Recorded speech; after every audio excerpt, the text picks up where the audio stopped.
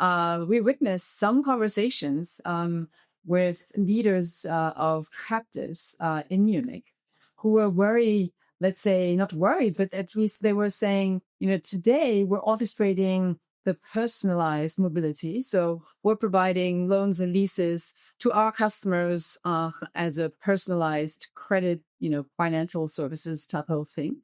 But in the future, we would probably have to supply autonomous vehicles to these. How is that going to change our organizations, our capabilities, etc.? I think that is a very transformational point in that point, and for the industry. So, what would you reckon? What's your assessment of the situation?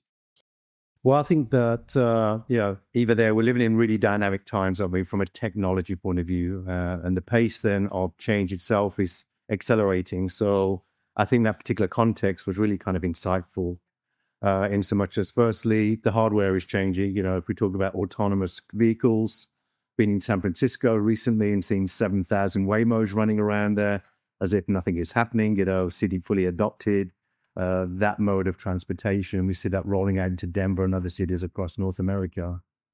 So I think if we put our mind's eye 5 years out or 10 years out, then this amalgamation of vehicles which are fully autonomous, they are connected to everything as well.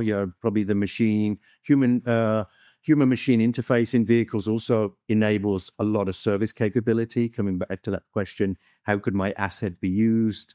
When I use it, but when I don't use it, it really offers up new opportunities for the use of the asset.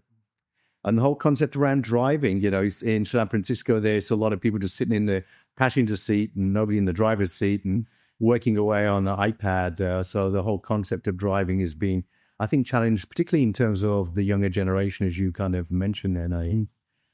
I think from a business point of view, of course, all of us want business to be easy. So I think, ultimately, we're always solving problems of our customers. So we have to continue to be customer fanatics. But being aware of how the technology, either on our own, transcend retail, transcend finance platforms, we can enable that transformation for our customers.